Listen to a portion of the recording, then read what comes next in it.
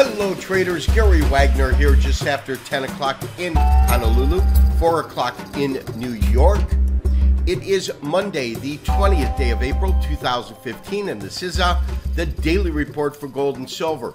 Interesting start to the week with the equities ramping back up, dollar strong, metals to the weak side. First to gold, currently trading off about $8 on the day, trading at $11.95 and change. That's with a low of $11.91 and a high of $12.08 on the day.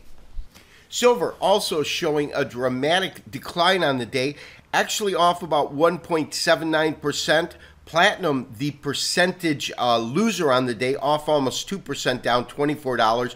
But if you look at silver right now, you can see it's off about 29 cents on the day. We're looking at just under 16, so call it 15.98, 15.97, the low 15.79, the high 16.34. We'll touch on silver in a little bit. So traders, as I said, it's an interesting start to the week. However, when we look at gold, the interesting comes down to the fact that we're still absolutely 100% range locked, at least for the time being.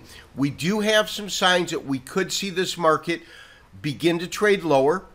We've had this MACD now crossing over the fast, crossing over the slow, and so we'll see if that carries out and carries through, I should say.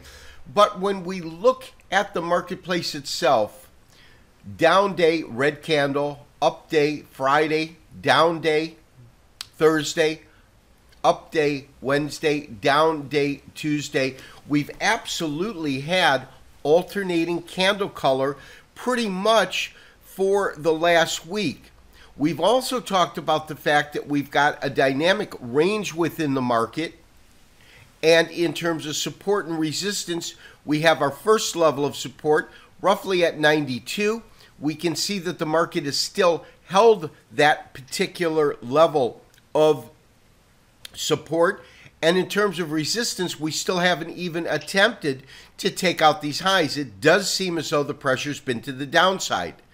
The one caveat has been the one time we actually did hit the low, and this I believe was Tuesday or Wednesday of last week, right in here, it bounced off and bounced off with the fury. That was the day that we were looking at the setup to actually initiate a short position. We ended up sidelining because of the way that it bounced off of this level of support.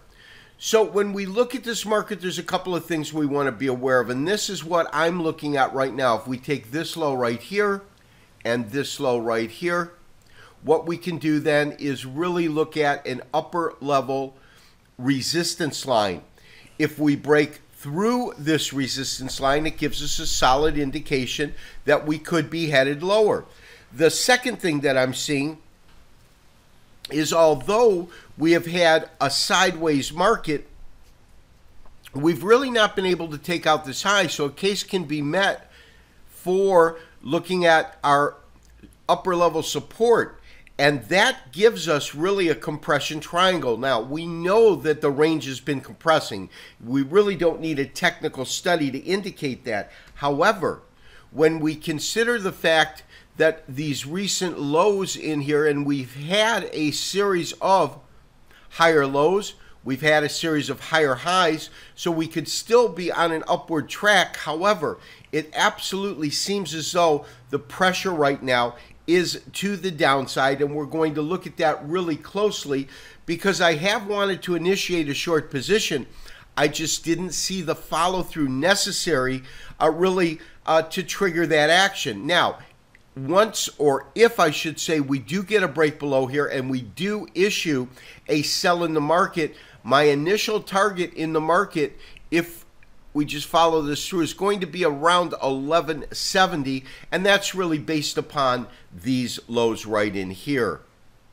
Also, if we dissect today's $8 move down, you'll see it's not only dollar strength that is contributing to the sell-off, but you have a combination of selling and dollar strength. I'm going to bring up the Kitco Gold Index, And in it, you can absolutely see that when we look at today's trading activity, you've got a strengthening dollar.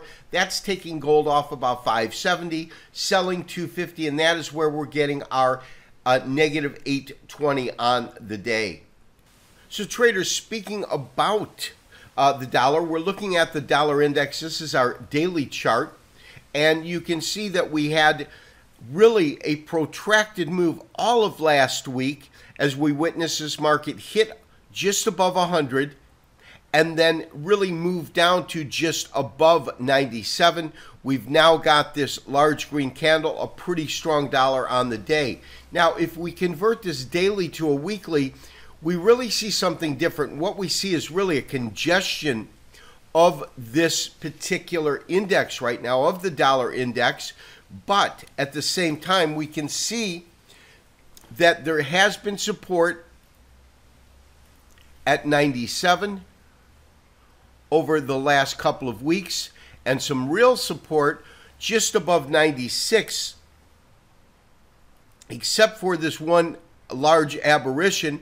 And this is a day that will live on for a long time, but we're not going to see this again. It's the first time we saw this move in 9 years. So I'm kind of negating that out of the equation and looking at various levels of support. 96, 97, those are definitive areas of support in the dollar. And that brings us to crude oil. On a daily chart, make sure that it's updated, and I'm sure that it is. It'll take a second for the next print to come in. There it is. But we've got this really pure doji. So what we've seen, and this again's on a daily, we will convert it to a weekly. There's just way too much noise in the daily.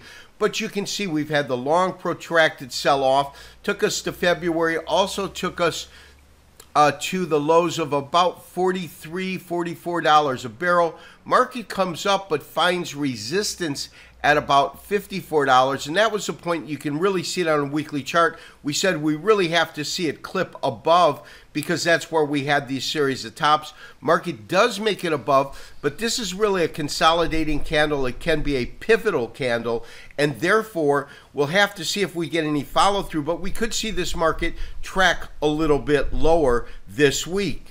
And of course, on our weekly chart, it is much too early to say anything because the weekly and the daily candle are the same because it's Monday and have had only one day to form and to trade. But considering this market coming this dramatic fall down, we have absolutely identified some level of resistance. That resistance was in fact broke, and it wouldn't be until the market broke through this particular area that I would get bearish again. This could simply be a consolidation before it rises higher. But realize when you've had the kind of move we saw, 110 up here, really 105 in this area. So from above $100 per barrel to drop over 50%, tremendous move in the market. And therefore, it's going to have points of consolidation, even if it is recovering and moving back higher. Standard & Poor's, U.S. equities. Of course, this all started overseas in China. China easing its rates, their central bank there, and that giving a boost to the European markets. From there, we saw that kind of bleed into the U.S. markets with a tremendous rally. And following the dramatic sell-off that we witnessed on Friday, this being a half-a-day chart, you can see this dramatic sell-off. It did come up off the lows, and then for both parts of this session, these are half-day candles, as I said, we've had a dramatic rise up. Currently, it is at 2091, but it had been trading over or just around 2100, I believe, through the day, although this chart is not reflecting that. Which really brings us to the big picture with the equities markets. Equities markets still on fire, there's no doubt. Even with the sell-offs that we've seen, we have remained, the lows have remained above this long-standing channel line. On the upper end, every time it gets close to the top of this channel line, it does seem to correct a little bit, but there's no doubt the track on this market has been up and away. And traders, that of course takes us to silver. As you can see on silver, on our daily, we're still crossing. We're still headed lower, although they are really starting to come together in terms of these lines themselves, but a tremendous sell. We identified a couple of different levels in silver. Primary level of resistance at this point is roughly at, call it 1610 to 16, a solid break below that. Our real next level of support is going to come in based upon these bottoms right in here and these bottoms right in here. Of course, this being 1500. I think up here you're looking at about 1550 and about 1530. Market trading 1596. I really believe it has nowhere to go but lower if you consider the fact that when the equities were under pressure, silver was the only metal last week that actually traded lower. Now you have the equities on fire. It's an industrial metal. You've got the dollar, of course, weighing in on it, but you've got even a stronger move to the downside. So I do believe the pressure in silver is to the downside. We are looking to initiate short positions, all things being equal, lacking any different or groundbreaking fundamental news that will change our basic assumption on that matter. It's simply positioning and not wanting to be in the market when it trades sideways, waiting for a genuine break in the market.